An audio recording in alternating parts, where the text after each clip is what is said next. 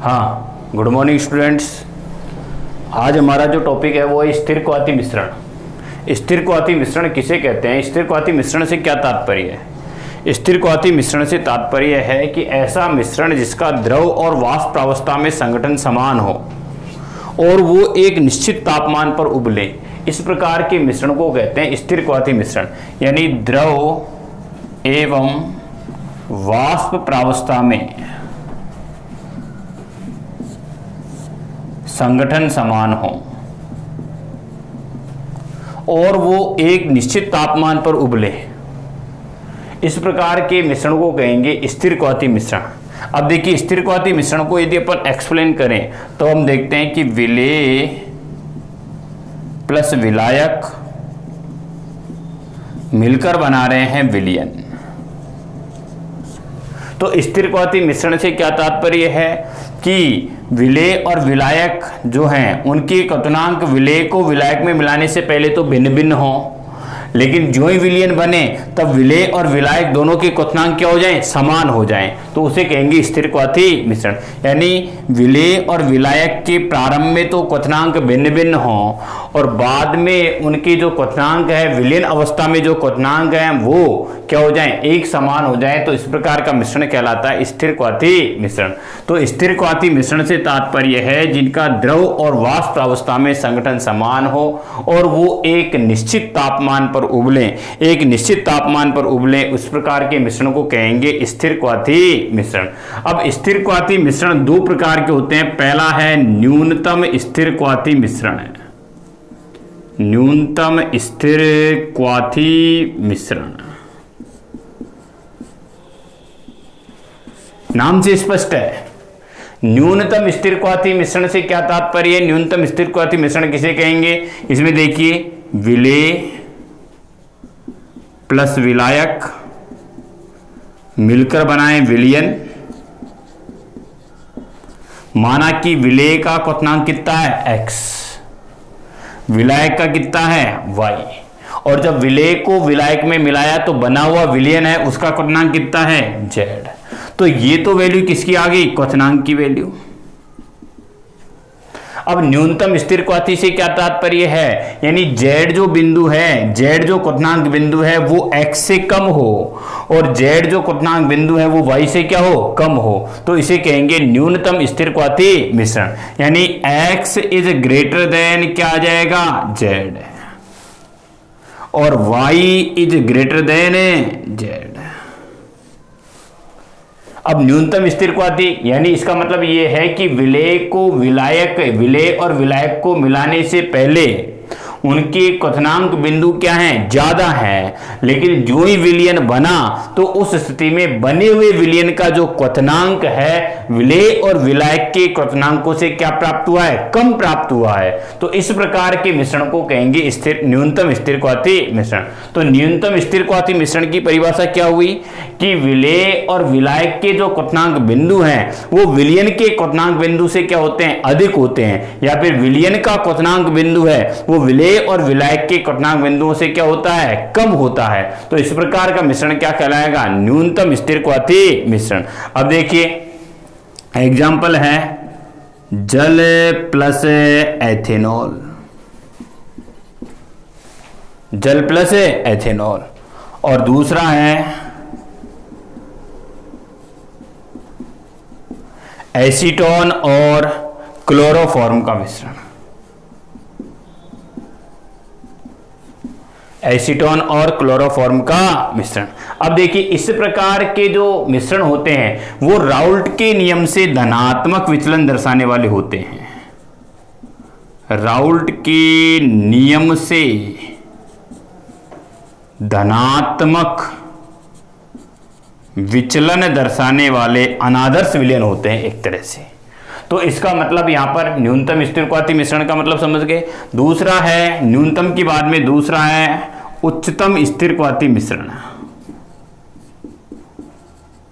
उच्चतम स्थिरक्वाती मिश्रण। अब देखिए, उच्चतम स्थिरक्वाती मिश्रण में क्या होगा? हम यहां पर क्या कहेंगे? ये विलेय विलायक मिलकर क्या बना रहा है? विलयन, और वही पॉइंट चलेंगे। क्वथनांक बिंदु, विलेय का क्या है x, विलायक का क्या है y, विलयन का क्या है z। तो इस स्थिति में हम क्या कह देंगे, x is lesser than z और y is lesser than z। यानी विलयन का जो क्वथनांक बिंदु है वो विलेय और विलायक के क्वथनांक बिंदुओं से क्या है, अधिक है। इस प्रकार के मिश्रण को कहेंगे उच्चतम स्थिरक्वाती मिश्रण। तो उच्चतम स्थिरक्वाती मिश्रण से क्या तात्पर्य है कि जब विलेय और विलायक को मिलाते हैं तो बने हुए विलयन का जो क्वथनांक है वो विलेय और विलायक के क्वथनांकों से क्या प्राप्त होता है, अधिक प्राप्त होता है। इस प्रकार के मिश्रण को कहेंगे उच्चतम स्थिरक्वाती मिश्रण। अब देखिए हम इसमें कहें कि इस प्रकार के जो मिश्रण हैं वो राउल्ट के नियम से धनात्मक की जगह क्या जाएगा, ऋणात्मक विचलन दर्शाते हैं। ऋणात्मक विचलन दर्शाने वाले एक तरह से अनादर्श विलयन होते हैं। आगे चले। अब इसका एग्जाम्पल है, पहला है एग्जाम्पल जल प्लस HCl का मिश्रण है, जल और HCl का मिश्रण। दूसरा है नाइट्रिक अम्ल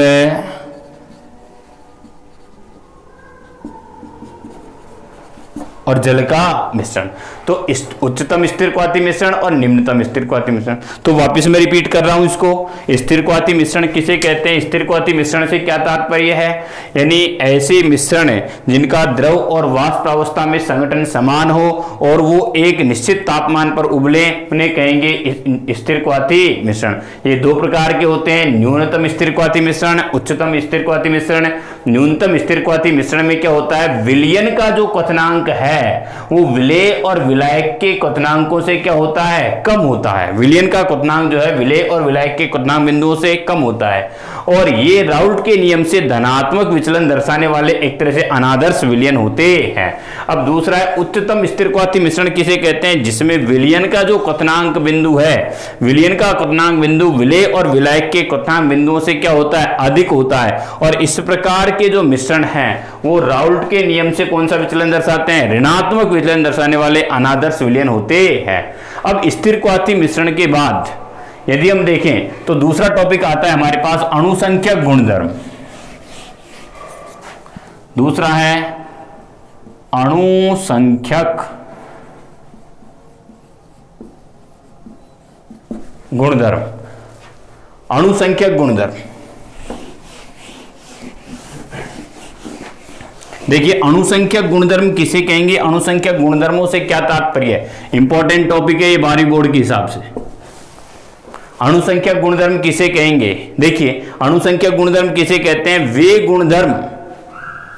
वे गुणधर्म जो विलेय के कणों की संख्या पर निर्भर करते हैं, न कि विलेय के संगठन पर और न कि उसकी प्रकृति पर। इस प्रकार के गुणधर्म कहलाते हैं अणुसंख्यक गुणधर्म। इधर देखिए कि अणुसंख्यक गुणधर्म से क्या तात्पर्य है, यानी विलयन के वे गुणधर्म, यानी विलयन के वे गुणधर्म जो विलेय के कणों की संख्या पर निर्भर करें, यानी अणुसंख्यक नाम से स्पष्ट है, अणुओं की संख्या पर निर्भर करने वाले विलयन के वे गुणधर्म जो अणुओं की विलेय के अणुओं की संख्या पर निर्भर करें, न कि विलेय की प्रकृति पर और विलेय के संगठन पर, यानी विलेय की प्रकृति पे निर्भर नहीं करे, विलेय के संगठन पर निर्भर नहीं करे, लेकिन किस पर निर्भर करें, विलेय के कणों की संख्या पर निर्भर करें। तो इस प्रकार के गुणधर्म कहलाते हैं अणुसंख्यक गुणधर्म।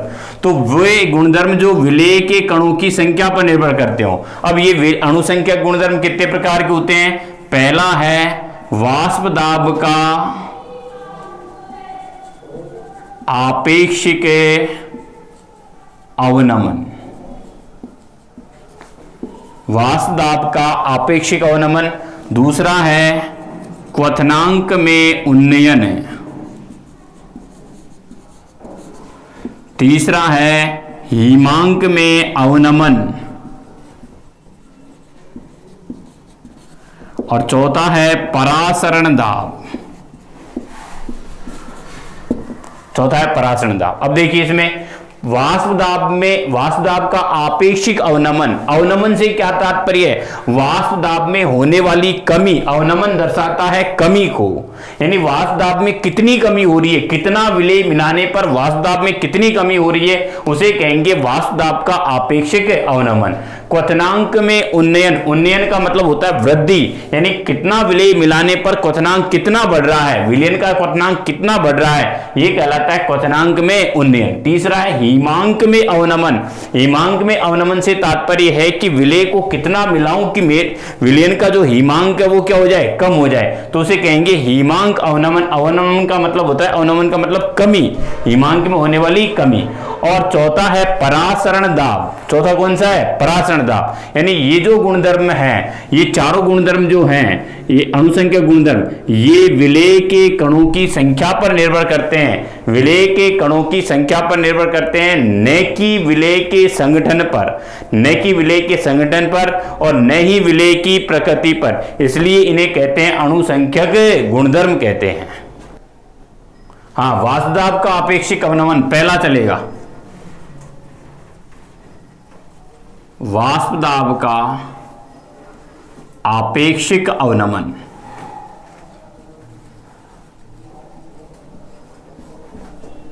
पहला अणुसंख्यक गुणधर्म वाष्प दाब का आपेक्षिक अवनमन। इसमें हम देखते हैं कि वाष्प दाब के आपेक्षिक अवनमन से क्या तात्पर्य है, वाष्प दाब का आपेक्षिक अवनमन किसे कहते हैं। अब इसमें देखिए, राउल्ट का नियम हमने पढ़ा, राउल्ट का नियम क्या कहता है, यदि किसी अवाष्पशील विलेय को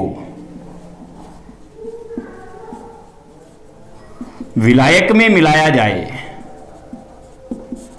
तो बने हुए विलयन का जो वाष्प दाब है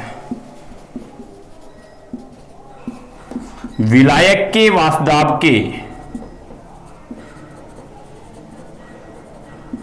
विलायक के वाष्प दाब से कम प्राप्त होता है। हम ये कह दें कि विलयन का जो वाष्प दाब है वो विलायक के वाष्प दाब से कम कब प्राप्त होगा, जब उसमें क्या मिला दिया जाए, अवाष्पशील विलेय मिला दिया जाए। तो हम यहां पर ये कह देंगे कि वाष्प दाब में जो कमी हो रही है उसे कहेंगे वाष्प दाब का अवनमन, वाष्प दाब का अवनमन। अब किस हिसाब से कमी हो रही है, कितना विलेय मिलाने पर कितनी कमी होगी, उसे कहेंगे वाष्प दाब का आपेक्षिक अवनमन। आपेक्षिक अवनमन से क्या तात्पर्य है कि मैं कितना विलेय मिलाऊं जिससे कि वाष्प दाब इतना घट जाए, तो उसे कहेंगे वाष्प दाब का आपेक्षिक अवनमन कहेंगे। राउल्ट क्या कहता है कि यदि अवाष्पशील विलेय मिला दिया जाए तो उस स्थिति में हम देखते हैं कि विलयन का जो वाष्प दाब है वो शुद्ध विलायक के वाष्प दाब की तुलना हमें कम प्राप्त होता है। तो हम यहां पर यह कह देंगे कि विलयन के जो यहां पर वाष्प दाब में जो कमी हो रही है वो किस पर निर्भर कर रही है, विलेय के मोलों की संख्या पर निर्भर कर रही है। अतः हम यहां पर क्या कहेंगे, P not A minus P A upon P not A बराबर काई बी। ये पीछे हमने पढ़ा हुआ है, राउल्ट के नियम में पढ़ा हुआ है अपन ने, P not A minus P A upon P not A बराबर क्या है, काई बी। पीछे के वीडियोस देखना, उसमें एक वीडियो में आपको जरूर मिलेगा कि P not A minus P upon P not A बराबर काई बी, यानी वाष्प दाब में जो कमी हो रही है वो किसके समानुपाती है, किसके बराबर है, विलेय के मोल अंश के क्या है, समानुपाती, या विलेय के मोल अंश के क्या है, बराबर है। अब हम यहां पर क्या कह रहे हैं, चूंकि काई बी बराबर हमने क्या पढ़ा हुआ है, N B upon N B plus N A, यानी विलेय के मोलों की संख्या बटे विलयन के कुल मोलों की संख्या। लेकिन हम ये भी जानते हैं चूंकि एन बराबर होता है डब्ल्यू अपॉन एफ, तो इस स्थिति में हम कह देंगे काई बी बराबर आ जाएगा W B upon M B upon W A upon M A plus W B upon M B. अब हम क्या करेंगे, इसको तो बना देंगे समीकरण नंबर 1, ये रहा समीकरण नंबर 1। अब हम यहां पर ये कहें कि काई बी का मान समीकरण नंबर 1 में रखने पर, तब उस स्थिति में क्या आ जाएगा, P not A minus P A upon P not A बराबर क्या जाएगा, W B upon M B upon W A upon M A plus W B upon M B. ये प्राप्त हो गया। इसे दे देंगे समीकरण नंबर 2। वापिस रिपीट कर रहा हूं समीकरण नंबर 2 तक। हम यहां पर ये कह रहे हैं कि वाष्प दाब में होने वाली कमी किसके समानुपाती है, विलेय के मोलंस के। चूंकि मोलंस हमने पढ़ा है कि विलेय के मोलों की संख्या बटे विलयन के कुल मोलों की संख्या, और हम मोल बराबर क्या होता है, W अपॉन M, तो काई भी बराबर ये प्राप्त हो जाएगा। तो हम इसको, इस वैल्यू को यहां पर समीकरण नंबर 1 में रख देंगे तो हमें क्या प्राप्त हो जाएगा, समीकरण नंबर 2। अब आगे देखिए, चूंकि विलयन अत्यंत तनु, यदि विलयन अत्यंत तनु हो, इंपॉर्टेंट, कि विलयन अत्यंत तनु हो। अत्यंत तनु का मतलब क्या है कि हमने इतना विलायक मिला दिया, इतना विलायक एक्स्ट्रा कर दिया कि विलेय की मात्रा बहुत कम रह गई। विलयन अत्यंत तनु, अत्यंत तनु से तात्पर्य है कि पानी बहुत ज्यादा मिला दिया है, विलायक बहुत ज्यादा मिला दिया है। अब विलायक ज्यादा हो जाएगा तो विलेय कम हो जाएगा। हम कह देंगे कि विलायक के मोल बढ़ेंगे तो विलेय के मोल कम हो जाएंगे, और बहुत ज्यादा तनु कर दिया विलयन को, तो उस स्थिति में हम कह देंगे, क्या कहेंगे, हम कहेंगे W B upon M B is lesser lesser lesser than W A upon M ए।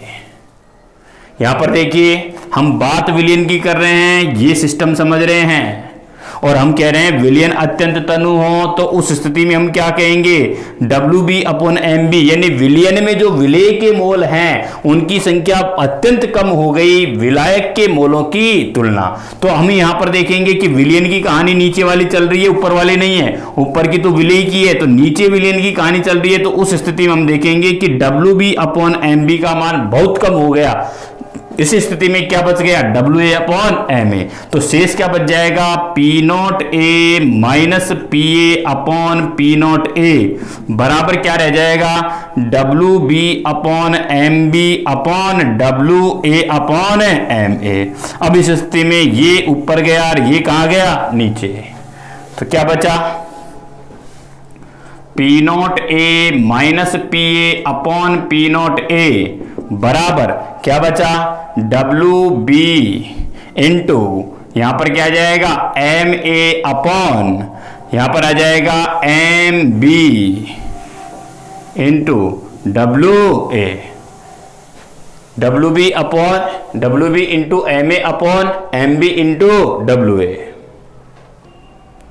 देखिए, P not A minus P A upon P not A बराबर W B into M A upon M B into W A. ये हो गया हमारा समीकरण number 3। समीकरण number 3 आ गया। अब आगे देखिए, हम यहां पर ये कहें कि पी नॉट ए क्या है और पी ए क्या है। पी नॉट ए बराबर है विलयन का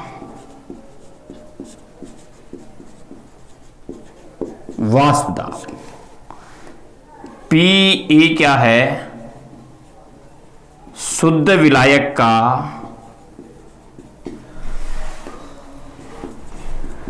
वाष्प दाब। अब ऐसे इसमें देखेंगे, डब्ल्यू बी क्या है, विलेय का द्रव्यमान, डब्ल्यू ए है विलायक का द्रव्यमान, एम बी क्या है, विलेय का अणुभार या आणविक द्रव्यमान, और एम ए क्या है, विलायक का अणुभार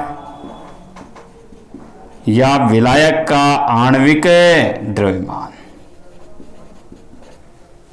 विलायक का आणविक द्रव्यमान। अब हमको निकालना है एम बी। क्या निकालना है, एम बी। तो उस स्थिति में हम जो ही एम बी निकालेंगे तो एम बी बराबर क्या हो जाएगा, एम बी बराबर क्या आ जाएगा, W B into M A upon W A. ये क्यों रहेगा, और ये इधर आएगा तो अब क्या हो जाएगा, पी नॉट ए, ये नीचे वाला ऊपर और ऊपर वाला नीचे, P not A upon P not A minus P ए। ये समीकरण नंबर क्या आ गया, 4। तो समीकरण नंबर 4 के द्वारा, समीकरण नंबर 4 के द्वारा हम MB की गणना कर सकते हैं। MB का मतलब है कि विलेय का आणविक द्रव्यमान निर्धारित कर सकते हैं। तो देखिए यहां पर क्या आएगा, MB का मतलब क्या है, विलेय का आणविक द्रव्यमान, जिसकी गणना हम किसके द्वारा कर सकते हैं, समीकरण नंबर 4 से। और समीकरण नंबर 4 के जो फॉर्मूले हैं, समीकरण नंबर 4 जो है, इसके आधार पर ही बोर्ड एग्जाम में क्या पूछा जाता है, न्यूमेरिकल पूछा जाता है, MB की गणना होती है। देखिए हमारे पास न्यूमेरिकल क्या है, किसी ताप पर शुद्ध बेंजीन का वाष्प दाब 0.850 बार है, 0.850 बार है, दाब की इकाई दे दी।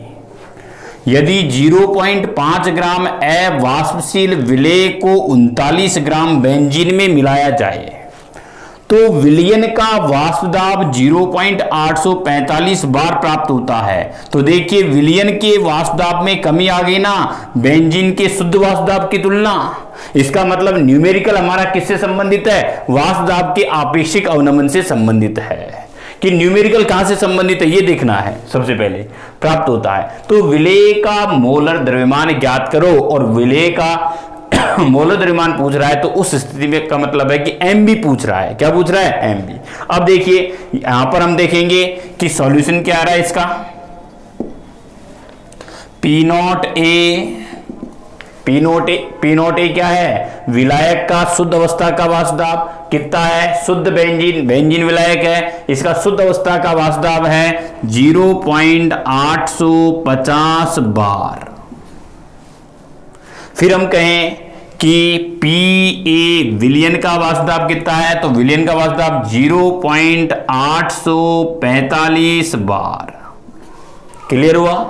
अब आगे क्या कह रहा है कि 0.5 ग्राम अवाष्पशील विलेय को, यानी WB बराबर दिया हुआ है 0.5 ग्राम अवाष्पशील विलेय, WB 0.5 ग्राम अवाष्पशील विलेय को कितनी ग्राम बेंजीन में घोल रहा है, 39 ग्राम बेंजीन में। तो WA बराबर कितना है, 39 ग्राम। क्लियर हुआ। तो उस स्थिति में इतना वाष्प दाब कम प्राप्त हुआ, इतना वाष्प दाब प्राप्त हुआ, तो विलेय का मोलर द्रव्यमान ज्ञात करो, ये पूछ रहा है। इसका मतलब ये है कि हमसे किसकी कैलकुलेशन करवा रहा है, वो MB की गणना करवा रहा है। अब यहां पर देखिए फॉर्मूला कौन सा लगेगा, हम यहां पर ये लिखेंगे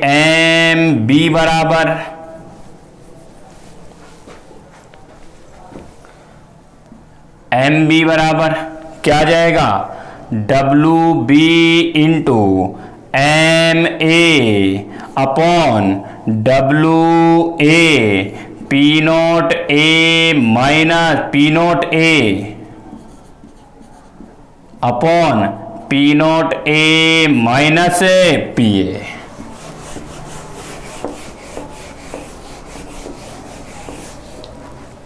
ये फॉर्मूला है हमारे पास। अब MB निकाल रहा है, तो MB बराबर WB का मान कितना है 0.5 इंटू MA है विलायक का आणविक द्रव्यमान, और विलायक कौन है, बेंजीन का अणुभार कितना होता है 78।